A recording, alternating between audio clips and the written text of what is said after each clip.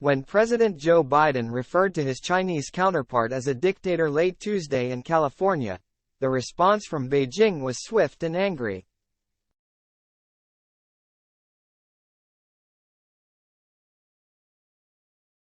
The remarks seriously contradict basic facts, seriously violate diplomatic etiquette, and seriously infringe on China's political dignity, the spokesperson for the Foreign Ministry said.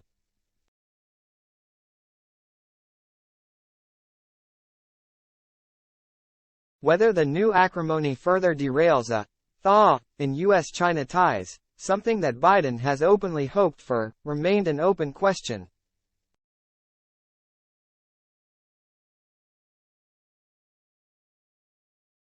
Officials at the White House made no attempt to clarify Biden's remark.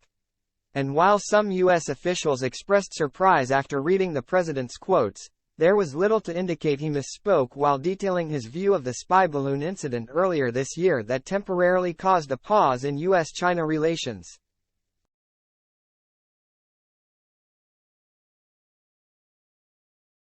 The reason why Xi Jinping got very upset in terms of when I shot that balloon down with 2 boxcars full of spy equipment and it is he didn't know it was there, Biden told Democratic donors underneath a white tent in a backyard in Marin County.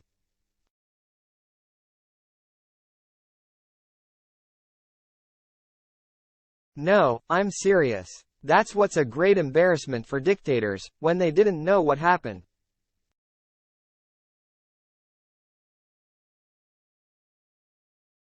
Biden's assessment that President Xi Jinping had been in the dark about the balloon accurately reflects U.S. intelligence about the episode, one person familiar with the matter said.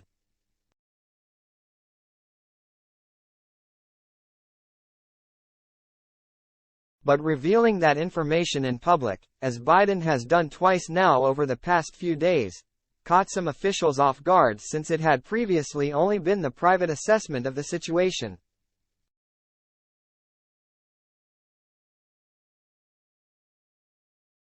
He didn't know about it, Biden told donors.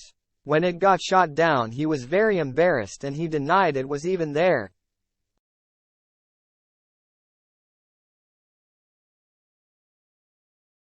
Another senior administration official said Biden's candor on China was hardly shocking.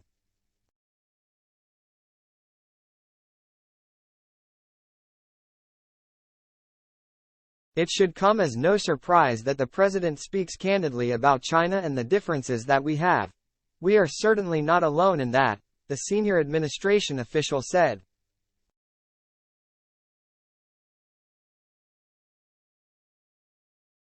Perhaps more surprising than the content of Biden's remarks, however, was their timing.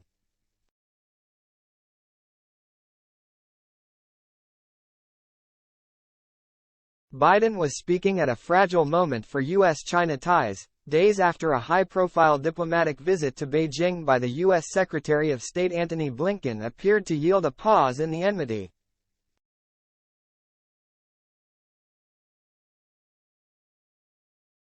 Describing Xi as very embarrassed and out of touch may act counter to those efforts.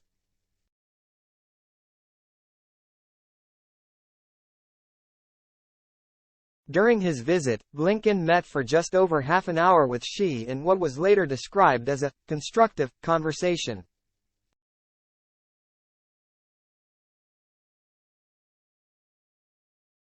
Blinken hasn't yet returned to Washington to brief Biden in person on his visit, though White House officials said that was planned as soon as he's back.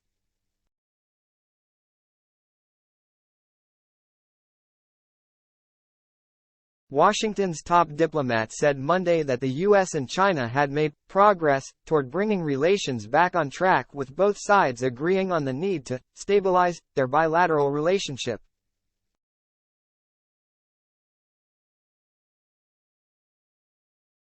The senior administration official expressed confidence Biden's comments would not upend U.S. diplomatic efforts with China, asserting every expectation of building on the progress Blinken made during his recent visit to Beijing.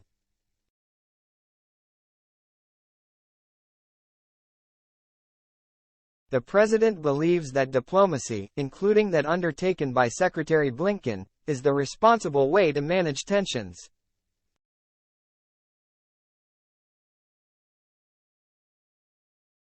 Secretary Blinken had a good trip and made some progress. We have every expectation of building on that progress, the official said.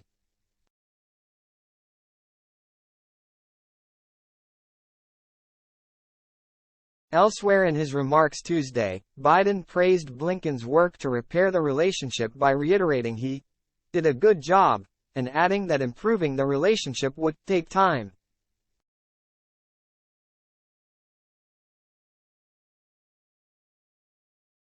At a second fundraiser Tuesday, Biden told donors that U.S. climate envoy John Kerry would also hopefully be making a trip to China pretty soon, with a focus on the environment.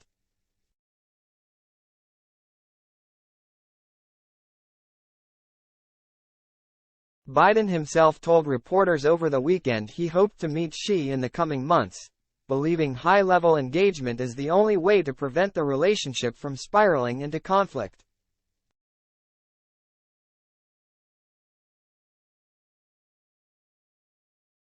After his comment, some officials said it was too soon to say whether the fundraiser remarks would cause another breakdown in relations.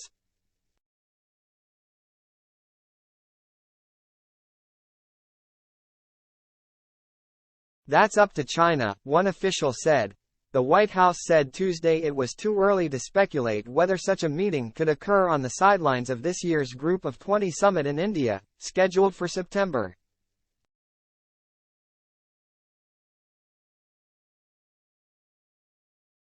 Biden and Xi last met at a G20 conference in Bali. The two presidents could also arrange a meeting on the sidelines of the APEC summit Biden is hosting in November in San Francisco.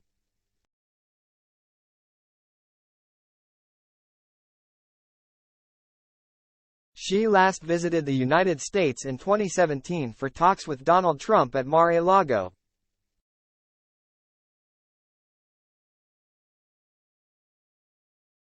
Speaking Tuesday, White House National Security Council spokesman John Kirby said he didn't have any time or dates for a Biden-Xi meeting. I don't have anything to speak to with respect to the next discussion/meeting with President Xi, he said.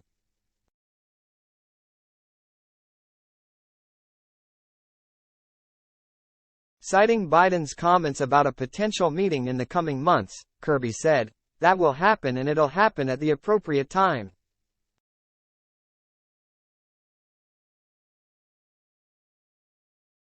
Whether it happens at the G20 this year or not, I simply don't know and wouldn't speak to this early on, he went on.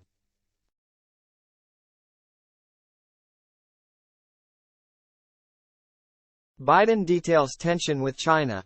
The president on Tuesday went into additional detail on some of the ongoing tension between the two superpowers.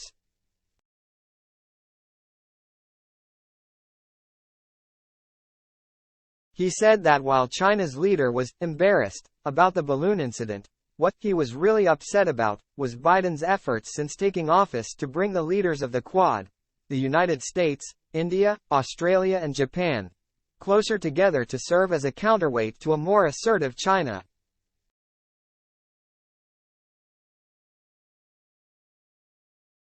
He called me and told me not to do that because it was putting him in a bind, Biden said, referring to the Chinese president.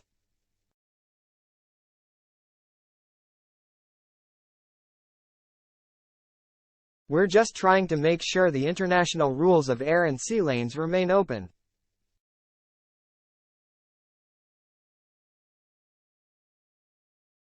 At least in the near term, Biden's remark prompted China's friends to demonstrate their allegiances.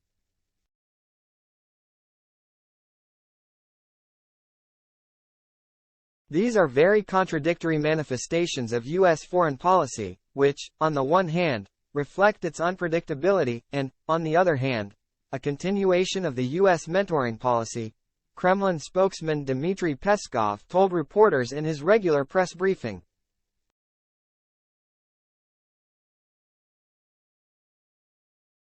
Peskov said that Russia has its own very bad relations with the U.S., while it had very good relations with China.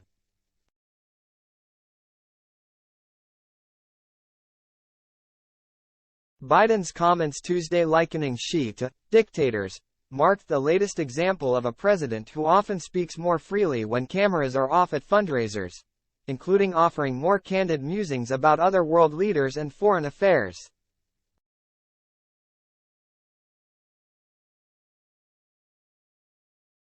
The president issued a chilling warning to Democratic donors in New York City last year when he mused about the threat of nuclear Armageddon, amid concerns Russian President Vladimir Putin's nuclear threats, comments that went beyond how other U.S. officials had spoken about the matter.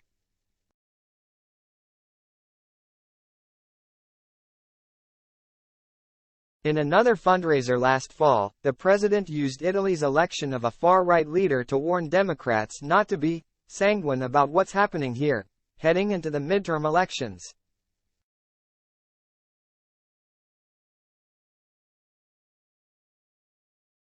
"You just saw what's happened in Italy in that election," Biden told the donors and Democratic officials at a Washington, D.C. fundraiser.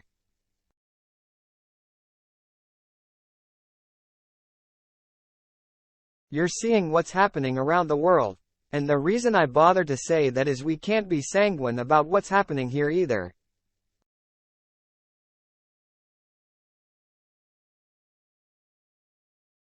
I don't want to exaggerate it, but I don't want to understate it." And on at least one occasion, he disclosed details of a private conversation with a world leader during a fundraiser, revealing that French President Emmanuel Macron was the leader who asked him how long America is back for at a G7 summit on the Cornish coast in England.